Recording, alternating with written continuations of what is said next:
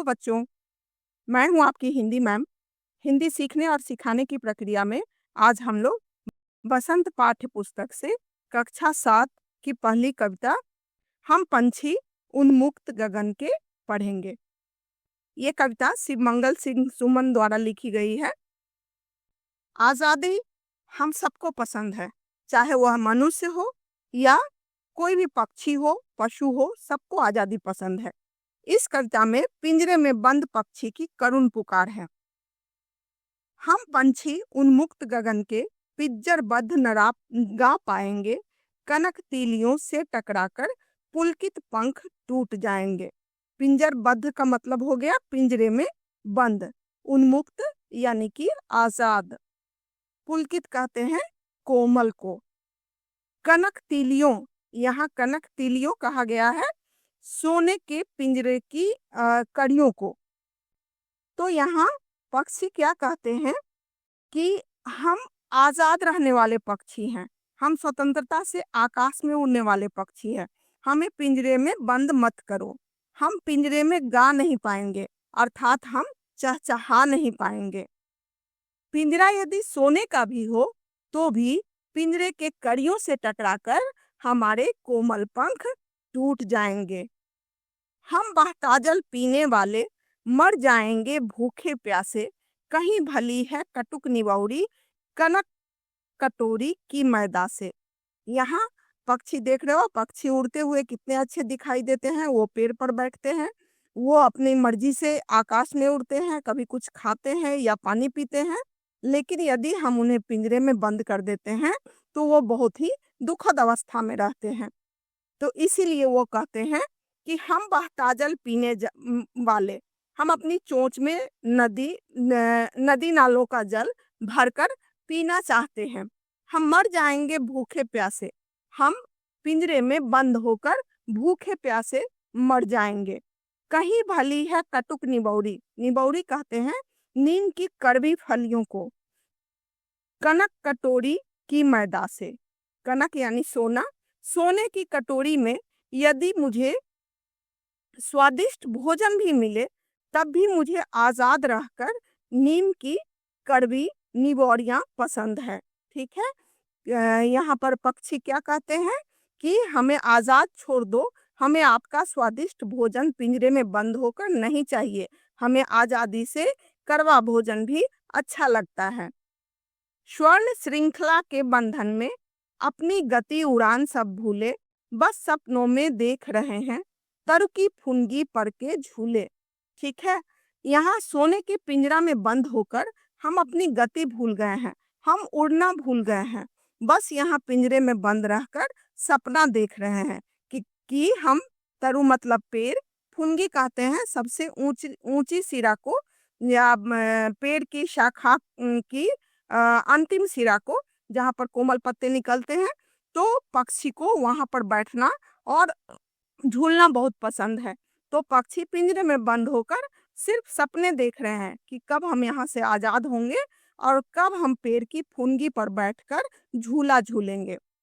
ऐसे थे अरमान की उड़ते, नीले नभ की सीमा पाने, लाल किरण सी चोंच खोल चुगते तारक अनार के दाने।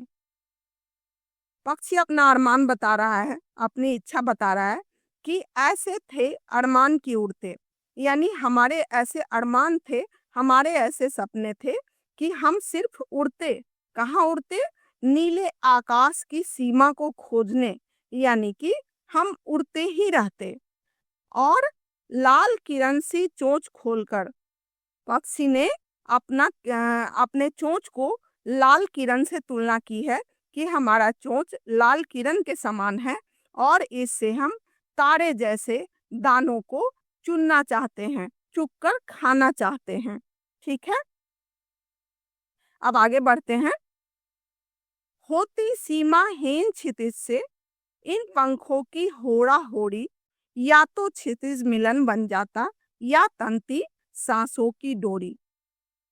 क्षितिज कहते हैं जहां धरती और आकाश के मिलने का आभास हो, या कोई खाली जगह जहां से देखते हो यदि दूर दूर तक कुछ भी नहीं हो, घर पेड़ पौधा कुछ नहीं हो, तो ऐसा हमको दिखाई देता है कि बहुत दूर में जाकर आकाश और धरती मिल रहे हैं, जबकि ऐसा कोई स्थान होता नहीं है, उसका सिर्फ आभास होता है। तो पक्षी कहते हैं कि हम उन क्षितिज के पास जाना चाहते हैं जिनका कोई सीमा नहीं है। इन पंखों की होड़ा होड़ी, यानी कि हम और पक्षियों के साथ हाराबाजी लगाकर उस क्षितिज तक पहुंचना चाहते हैं। या तो क्षितिज मिलन बन जाता या तंती सांसों की डोरी। या तो क्षितिज को खोजते खोजते हमें वह मिल जाता, और यदि यह नामुमकिन है तो कम से कम खोजते खोजते मेरी सांसें ही क्यों न टूट जाए, या लेकिन मैं आजाद रहना ही पसंद करता हूँ। ठीक है, यानी कि आजादी से पक्षी सिर्फ उड़ना चाहते हैं नीले आकाश में। नीर न दो चाहे टहनी का, आश्रय छिन्न भिन्न कर डालो, लेकिन पंख दिए हैं तो आकुल उड़ान में विघ्न न डालो। पक्षी मनुष्य से कहते हैं कि नीर न दो, यानी घोंसला न दो, टहनी की छाया नहीं दो, टहनी का डाल नहीं दो, भले ही मेरा आश्रय, आश्रय यानी कि घर, जहाँ रहने का जगह, तो भले ही आप टहनी को छिन्न भिन्न कर डालो, काट डालो, लेकिन यदि ईश्वर ने हमें पंख दिए हैं तो हमें इस उड़ान में विघ्न नहीं डालो। ठीक है, ईश्वर ने हमें पंख दिए हैं उड़ने के लिए, तो आप उसमें बाधा नहीं डालो, मुझे उड़ने के लिए आजाद कर दो, मैं पिंजरे में बंद रहना नहीं चाहता हूँ।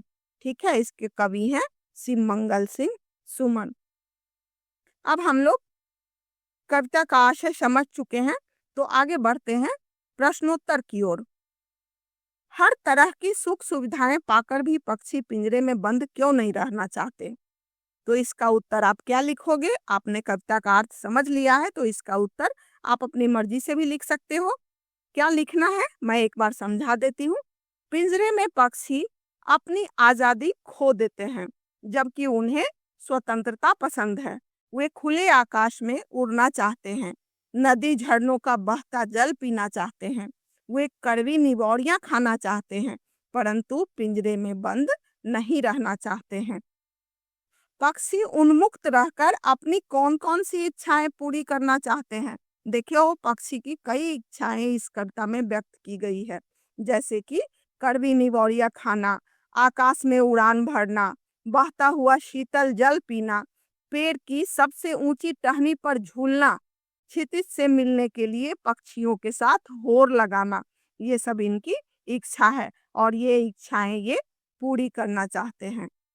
भाव स्पष्ट कीजिए।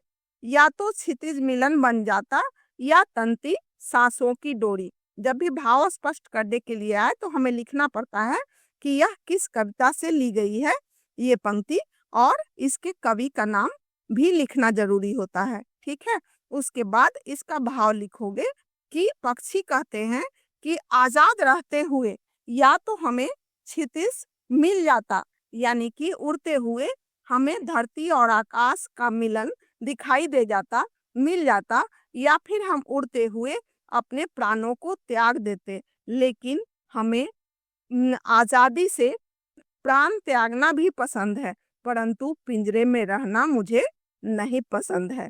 ठीक है, बहुत से लोग पक्षी पालते हैं, पक्षियों को पालना उचित है अथवा नहीं, अपने विचार लिखिए। तो आपने पाठ को पढ़ा है, आप समझ गए होंगे कि पक्षी को पालना सही है या नहीं है। आप अपने विचार को लिखोगे। ठीक है, क्या आपने या आपकी जानकारी में किसी ने कोई पक्षी पाला है?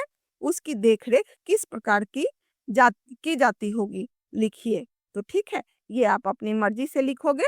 ऐसे हमारे ख्याल से पक्षी को नहीं पालना चाहिए, उसकी स्वतंत्रता आजादी समाप्त हो जाती है। यहाँ कवि सिर्फ पक्षी के लिए ही नहीं बोल रहे हैं, बल्कि वो सभी प्राणी के लिए बोल रहे हैं कि हम सब आजाद रहना चाहते हैं, हम सब बंद करके नहीं रहना चाहते हैं। तो बच्चों, आपने कविता का अर्थ और प्रश्नोत्तर समझ लिया है। यदि आपको सब कुछ समझ में आ गया हो तो ठीक है, और कुछ नहीं समझ में आया हो तो आप कमेंट सेक्शन में जरूर पूछिएगा। और चैनल को सब्सक्राइब कर लीजिएगा ताकि आगे भी पाठ का विश्लेषण और प्रश्नोत्तर आपको प्राप्त होता रहे। ठीक है, तब तक के लिए बाय।